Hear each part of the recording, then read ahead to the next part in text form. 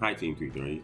Today, in this Azure Solutions Series video, I want to go through and create a resource group for an Azure development environment that will serve as a test bed for network and application security.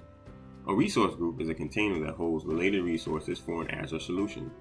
The resource group can include all the resources for the solution or only those resources you want to manage as a group. 330am Technologies believes these groups can create a framework that supports the consistent and efficient management of production as well as development resources.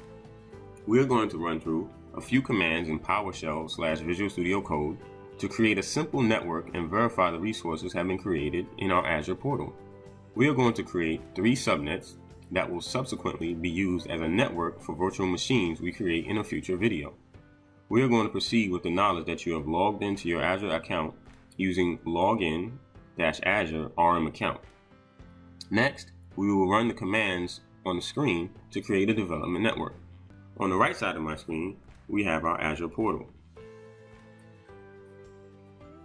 Once we run the commands on the screen and refresh, we will see our Azure resource group. We will now run the command to create our virtual network variable and add our subnets to our network. Once this command has successfully run, we will see our subnet has been created and added to our virtual network in our Azure account. Please contact 330am Technologies for more information about this video.